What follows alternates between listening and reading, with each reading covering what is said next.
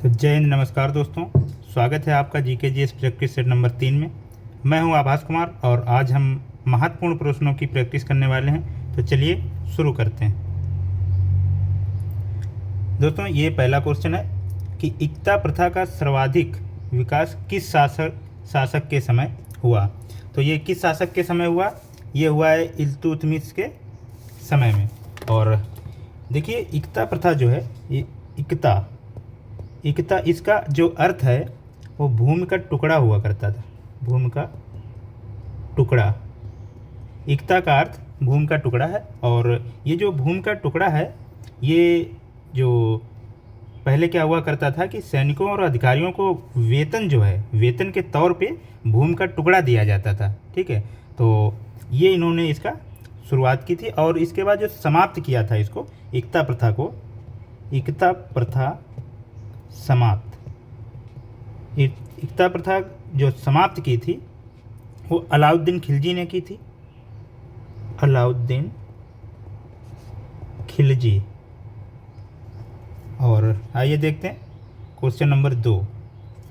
सप्तांग सिद्धांत का प्रतिपादन किसने किया? देखिए दोस्तों, ये सब क्वेश्चन आए हुए हैं और कुछ क्वेश्चन की ऐसी व्याख्या है जिसको कि आप लोग ध्यान से सुनिए और आगे भी एग्जाम्स में आएंगे। तो ये सप्तांग सिद्धांत जो है, इसको कौटिल्य ने इसको प्रतिपादन किया इसका। और पुस्तक जो इनकी, आप लोगों ने इनकी पुस्तक सुनी होगी। कौटिल्य की जो पुस्तक थी वो अर्थशास्त्र थी, अर्थशास्त्र। और देखिए, अर्थशास्त्र से हम लोगों को पता चलता है कि अर्थशास्त्र का मतलब शायद इकोनॉमी से हो। तो ये इकोनॉमी से नहीं है, इसका मतलब है राजनीति शास्त्र से। इसमें राजनीति के बारे में बताया गया है, राजनीति के बारे में इसमें बताया गया है। और ये सप्तांग सिद्धांत जो है, इसका मतलब है कि राज्य चलाने के जो 7 अंगों को सप्तांग सिद्धांत कहते थे। सप्तांग सिद्धांत मतलब अंग जो होते थे, जैसे मान लीजिए लेखपाल है, तहसीलदार है, तो इस टाइप से मतलब जो पद बटे हुए थे उन्हीं को सप्तांग सिद्धांत कहते थे। आइए देखते हैं 3 नंबर क्वेश्चन। विजयनगर साम्राज्य की स्थापना किसने की थी? तो विजयनगर साम्राज्य की जो स्थापना की थी, तो ये जो 2 भाई थे, ये हरिहर एवं बुक्का, इन लोगों ने विजयनगर की साम्राज्य की स्थापना की थी। और ये कब की थी? तो ये की थी 1336 ईस्वी, 1336 ईस्वी में की थी। और विजयनगर की जो राजधानी थी, विजयनगर की राजधानी ये हम्पी थी, वर्तमान कर्नाटक। ठीक है, तो आइए देखते हैं क्वेश्चन नंबर 4। आईने अकबरी के लेखक कौन थे? तो आईने अकबरी के जो लेखक थे वो अबुल फजल, ये हैं अबुल फजल। और ये अकबर के दरबारी थे, अकबर के दरबारी। ये अबुल फजल जो थे वो अकबर के दरबारी थे। और इनकी पुस्तक जो थी वो आईने अकबरी, ये किस भाषा में है? फारसी भाषा में, ये फारसी भाषा में है।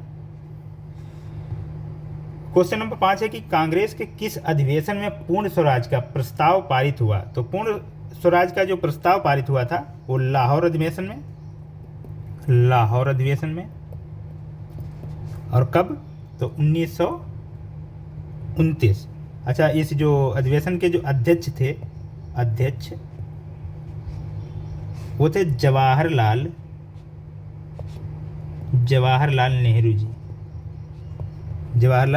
नेहरू जी थे। आइए देखते हैं क्वेश्चन नंबर 6 कि संविधान की किस अनुसूची में दल बदल विरोधी कानून है? देखिए, ये जो अनुसूची है दल बदल वाली, इसको याद करने का सिंपल सा तरीका है कि दल बदल 10, तो ये अनुसूची 10 में है दल बदल। देखिए, इसमें क्या था कि जो हमारे MP MLA जो हैं, MP MLA को राजनीतिक दल से दूसरे दल में शामिल होने पर अयोग्य घोषित करने का जो प्रावधान इसमें होता है। और तो इसे कब जोड़ा गया और किस संविधान संशोधन के तहत जोड़ा गया? तो इसको जोड़ा गया है 52वें संविधान संशोधन, 52वें संविधान संशोधन के तहत, ठीक है। और कब जोड़ा गया? तो 1985 में। उस समय किसकी सरकार थी? तो राजीव गांधी की सरकार में जोड़ा गया इसको। और इसी से संबंधित क्या है कि ये आठवीं जो अनुसूची है, तो आठवीं में क्या है? आधिकारिक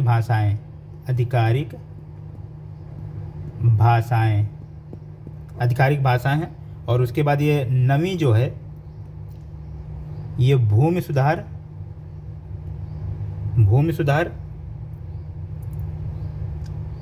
अधिनियम से संबंधित है। और अब ये है 11, तो 11 में क्या है?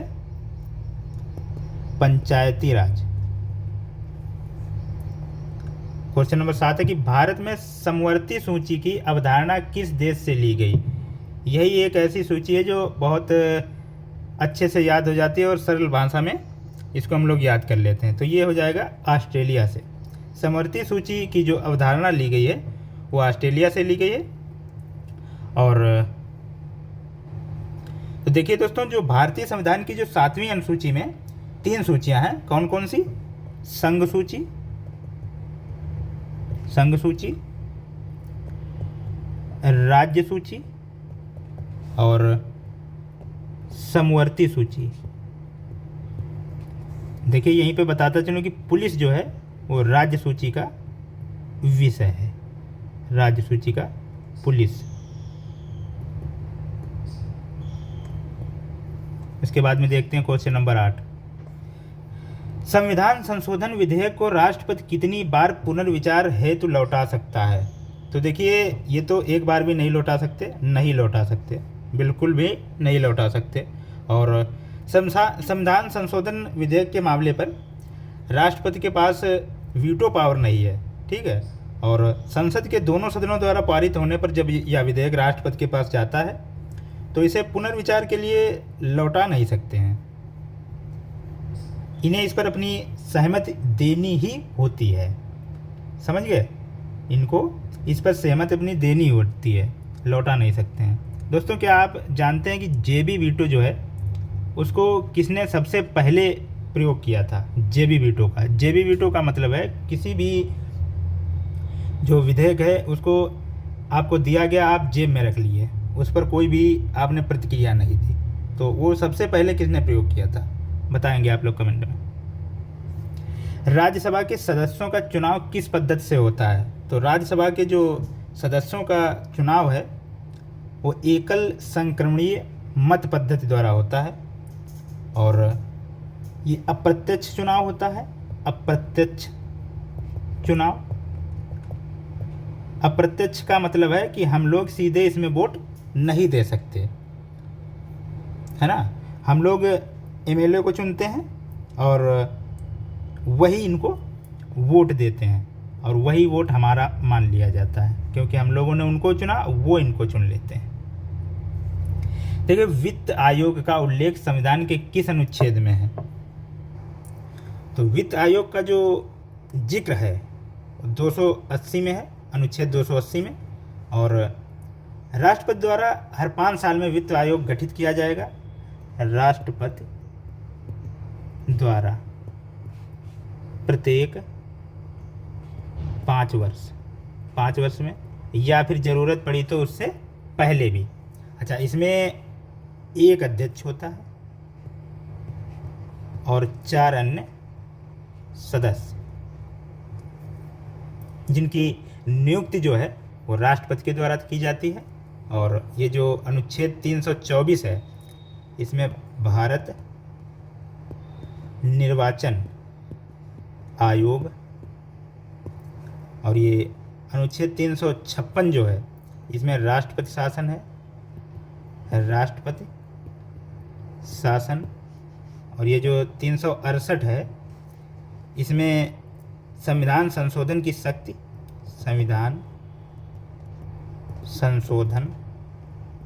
शक्ति। आशा करता हूँ समझ में आया होगा। एल नीनो का संबंध किस महासागर से? एल नीनो समझते हैं? एल नीनो का संबंध किस महासागर से है? तो ये प्रशांत महासागर से है, प्रशांत महासागर, ये प्रशांत महासागर है। तो एल नीनो क्या है?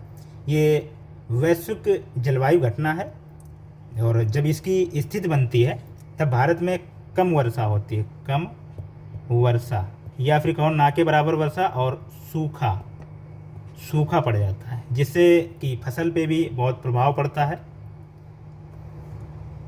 ये है क्वेश्चन नंबर 12। भारत में काली मिट्टी का सर्वाधिक क्षेत्र किस राज्य में है? तो काली मिट्टी का जो सर्वाधिक क्षेत्र है वो महाराष्ट्र में है। और काली से एक चीज़ याद रखना, काली कपास, क्योंकि एक क्वेश्चन आता है कि कपास के लिए सबसे प्रयुक्त जो मिट्टी है वो कौन सी है? तो काली से कपास आप लोग याद रखना, पूछा जाता है और कई बार पूछा गया है। तो सबसे बड़ा जो विस्तार है काली मिट्टी का वो दक्कन के पठार क्षेत्र में पाया जाता है। और यह मिट्टी जो एमपी, क्योंकि एमपी में भी पाई जाती है, आंध्रा के कुछ हिस्से में पाई जाती है, क्योंकि महाराष्ट्र, एमपी और आंध्रा के कुछ हिस्सों में पाई जाती है। इसका निर्माण जो होता है, निर्माण लिख लीजिए, बेसाल्ट, लावा, चट्टानों के टूटने फूटने से। और काली मिट्टी को दूसरे नाम से भी जाना जाता है। इस काली मिट्टी का दूसरा जो नाम है वो रेगुर मिट्टी, ठीक है, रेगुर मिट्टी भी है। और इसकी जो प्रमुख फसल तो आपको बता ही दी है कि कपास है। अच्छा, विशेषता जो है इसकी, जो इस मिट्टी की विशेषता क्या है? इस मिट्टी की जो विशेषता है, तो इसमें नमी सोखने की क्षमता होती है, नमी सोखने की बहुत अधिक क्षमता होती है, नमी सोखने की क्षमता।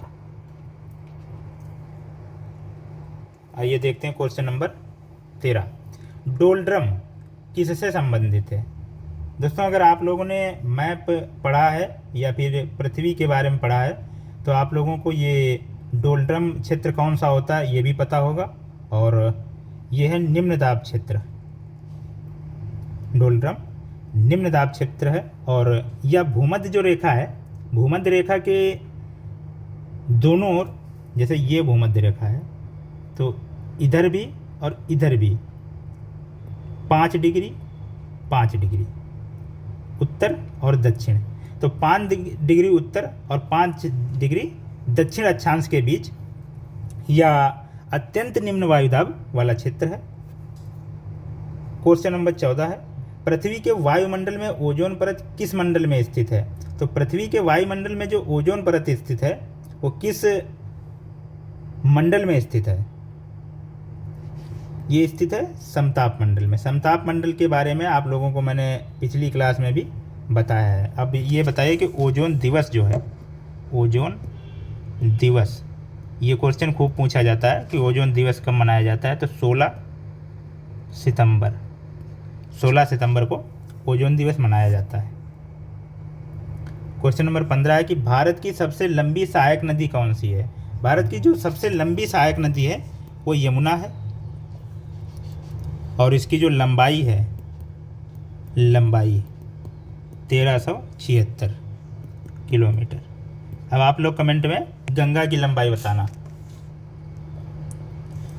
क्वेश्चन नंबर 16 है कि HTTP का पूरा नाम क्या है? तो HTTP का पूरा जो नाम है वो हाइपर टेक्स्ट ट्रांसफ़र प्रोटोकॉल है। ये पहला ऑप्शन सही हो जाएगा। इसके बाद देखते हैं कि क्वेश्चन नंबर 17 क्या है। IPv4 एड्रेस कितने बिट का होता है? तो ये 32 बिट का होता है। ये सब ऐसे याद करने वाले हैं, वन लाइनर टाइप के। रैम किस प्रकार की मेमोरी है? तो ये किस प्रकार की मेमोरी है? ये अस्थायी मेमोरी है, अस्थायी मेमोरी है। और इसका जो फुल फॉर्म होता है रैम का, ये हो जाएगा रैंडम एक्सेस मेमोरी। और क्वेश्चन नंबर 19 देखते हैं। किसी वेबसाइट के प्रथम पृष्ठ को क्या कहते हैं? कोई भी वेबसाइट जो हम लोग खोलते हैं उसके प्रथम पृष्ठ को क्या कहते हैं? तो इसको होम पेज कहते हैं। ये कंप्यूटर के क्वेश्चन है, क्योंकि यूपी के एग्ज़ाम्स में अब कंप्यूटर की जो वेटेज है वो बढ़ा है और पूछा जाता है।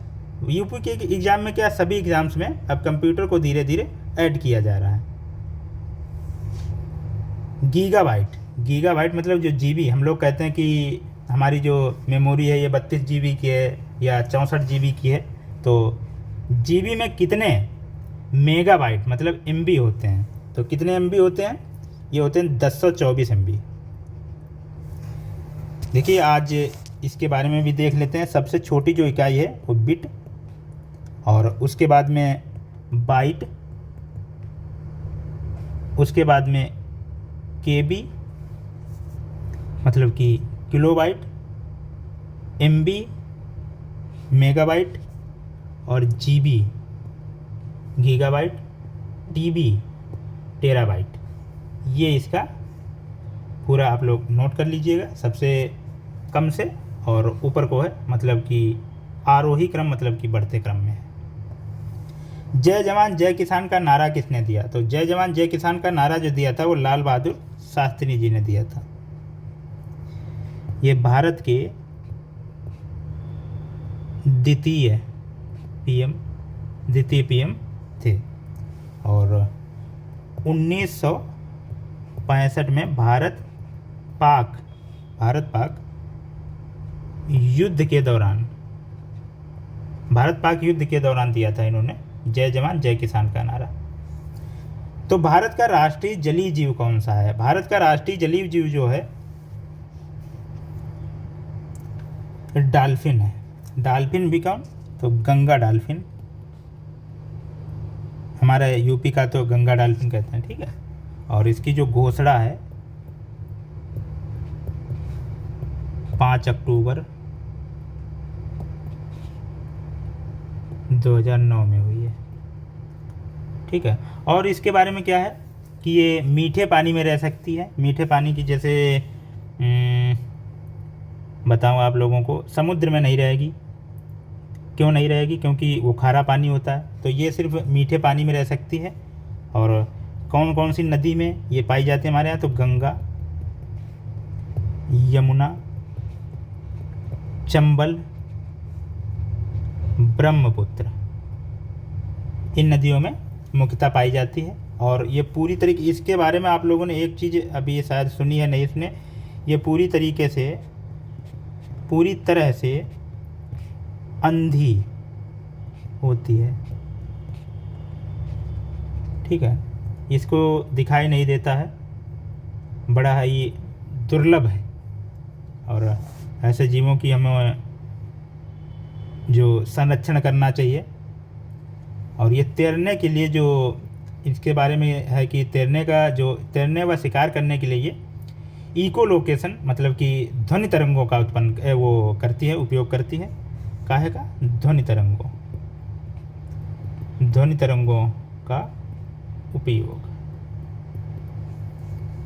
आइए देखते हैं क्वेश्चन नंबर 23। तो सारे जहां से अच्छा के रचयिता कौन है? ये क्वेश्चन सीधा सीधा पूछ लिया जाएगा, और ये 4 ऑप्शन दिए होंगे। तो उसमें मोहम्मद इकबाल, सारे जहां से अच्छा जो गीत है उसके जो रचयिता हैं वो मोहम्मद इकबाल हैं। और इस गीत को और भी एक नाम से जाना जाता है, वो तराना ए हिंद के नाम से भी जाना जाता है। और इसको लिखा कब गया है? इसको लिखा गया है 1904 में, और गाया गया 1905 लाहौर के सरकारी कॉलेज।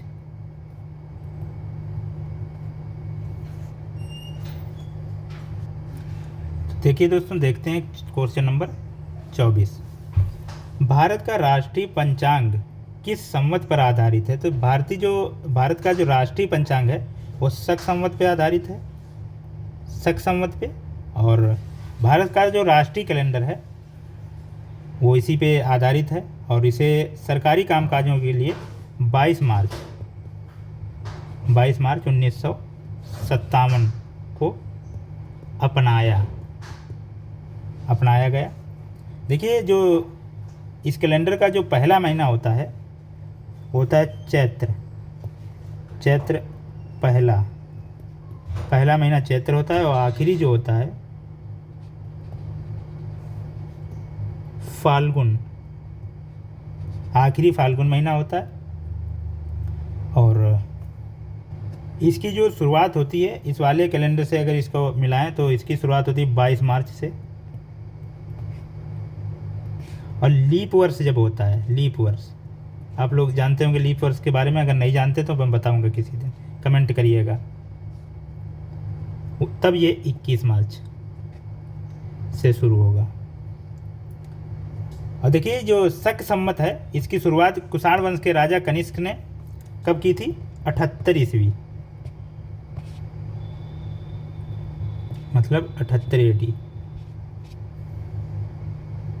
क्वेश्चन नंबर 25 है कि भारतीय रिजर्व बैंक का मुख्यालय कहाँ स्थित है? तो भारतीय रिजर्व बैंक का जो मुख्यालय स्थित है वो मुंबई में। ये इसकी जो स्थापना हुई थी वो शुरुआत में जब हुई थी तब इसका जो मुख्यालय था वो कोलकाता था, ये शुरुआत में, फिर बाद में इसको मुंबई बना दिया गया था। तो मुंबई जो इसकी स्थापना जो हुई थी वो 1 अप्रैल 1935 किस अधिनियम के तहत? तो RBI अधिनियम 1934 के तहत। और इसको जो स्थायी रूप से 1937 में इसको मुंबई स्थानांतरित किया गया था। यहाँ पे हुई थी ये 1 अप्रैल 1935। और यहाँ पे कब, यहाँ इसको स्थानांतरित कभी किया गया था? 1937 में। अच्छा, जो RBI का राष्ट्रीयकरण स्वतंत्रता के बाद जब हुआ, कब हुआ? 1 जनवरी 1949 को। और इस RBI के बारे में एक और चीज़ कही जाती है, इसको बैंकों का बैंक कहा जाता है। हमारी जो और अदर बैंक हैं वो जो लोन लेती हैं वो बैंक के इसी RBI के पास जाती हैं।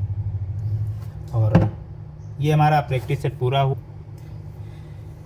दोस्तों एक कथन है कि मैंने रोटी मांगी थी, तुमने मुझे पत्थर दिया, मतलब तुमने बदले में मुझे पत्थर दिया।